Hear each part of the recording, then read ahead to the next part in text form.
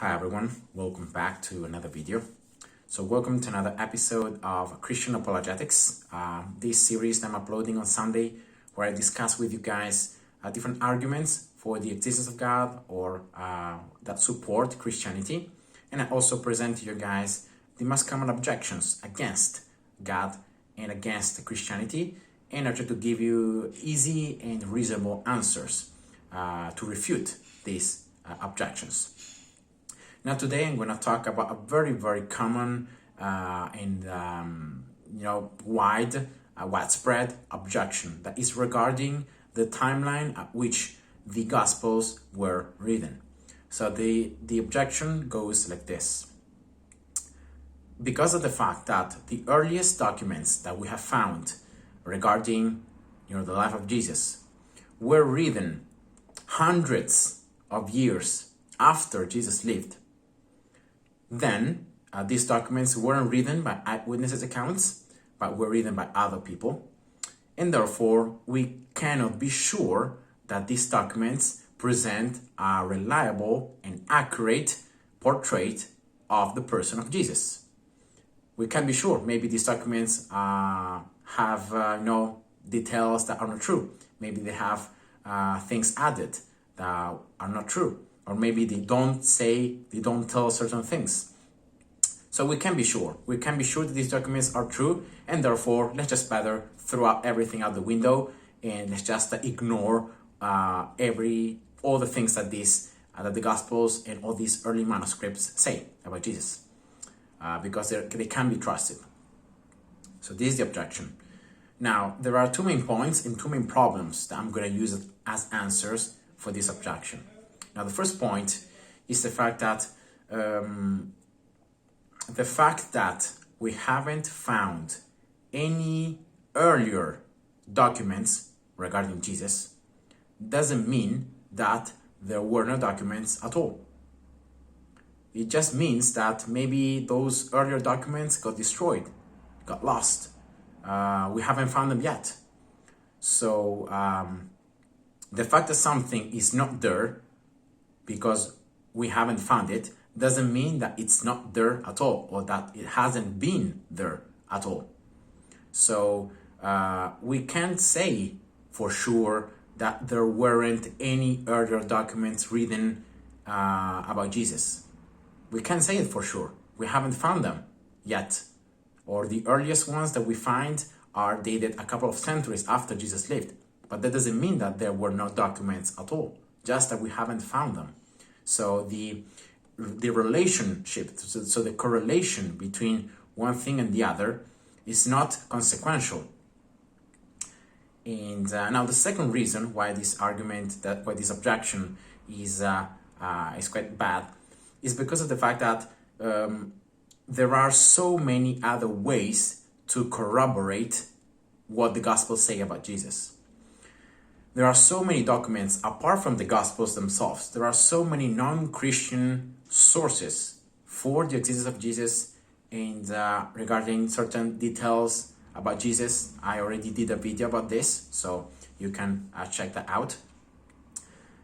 So there are so many different sources that everything tells about Jesus that we can confront these documents one between the other, and we can find that they supplement each other, they complement each other. We don't have different opinions or contrasting opinions. We have opinions that can be put together. We have more information. When we confront all these sources, we have more and more accurate information that all like a puzzle, it all goes together in the own piece. So they're not fighting against each other. There are no opposite kind of pieces of evidence that are completely opposite. They're just different, but when put together, they complement each other and they enrich the portrait of Jesus. And this is very important because we can corroborate that the Gospels were written early enough. So the copies that we have found, we can corroborate them to have been written early enough because, for example, there is no mention about the destroying of the temple in Jerusalem that happened in 70 AD. We don't have any information in any of the books of the Gospels or in the book of Acts. Now, this is a very important information because why would someone that is reporting something that's happening around in the country don't tell a detail like important like the destruction of the temple? Like it's something that's so important that we would have found evidence for this everywhere. But the Gospels and the book of Acts don't report about this because very, very likely they were written before that, so before 70 AD. And therefore, you can see that now the time where Jesus lived and when the earlier manuscripts were written is actually very similar. It's about like 30 to 40 to 50 years. So it's in a lifetime of eyewitnesses' accounts. So we can trust that the Gospels are eyewitnesses' accounts from people that really lived with Jesus, that heard what Jesus said, that saw what Jesus did. It's not just people that wrote about people that heard Jesus talk. So it's not a story of someone, but it's something that is related as an eyewitnesses account, so as direct evidence. Then, for example, in the letters of Paul that we know for sure that are dated about like 53 to 59 AD, there is no mention as well to the destruction of the temple. So that means that the letters of Paul may have been written before that. And as well, Paul is quoting sometimes pieces of the Gospel of Luke especially.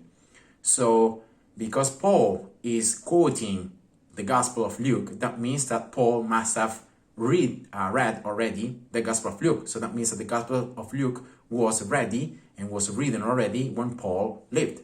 So we can even anticipate the writing of the Gospels to before 53 AD. So you can see that we're getting closer and closer to the timeline of an eyewitness's account, a life of a witness's account that could have been with Jesus and could have perfectly fine reading the Gospels and the eyewitnesses, the reports about Jesus. So these are just two examples, right? So the destruction of the temple not reported in the book of Acts and in any of the Gospels, and then the fact that the letters of Paul that we know for sure how they're dated, that are quoting parts of the Gospels. So that means that the Gospel must have written before the letters of Paul. So these two things, there are many others, but I'm going to just tell you these two things, are strongly suggesting that even if we haven't found any earlier copies, there were already copies in like 50 AD, there were already copies of the Gospels. And that the disciples, the people that were converting to Christianity, they were actually reading those Gospels, those eyewitnesses' accounts. And we can be sure that they are early. They were written early enough. Maybe today we haven't found any earlier copies. Yes, that's true. But that doesn't mean that there weren't any copies then. There were, but maybe they got destroyed. Maybe we haven't found them yet. Maybe they got lost. There are other evidence that suggests that the Gospels were written early enough and that we can trust that they were written by eyewitnesses' accounts. So by that, we can trust what they say about Jesus. Then, of course, it's another matter of another video, trusting what the eyewitnesses say.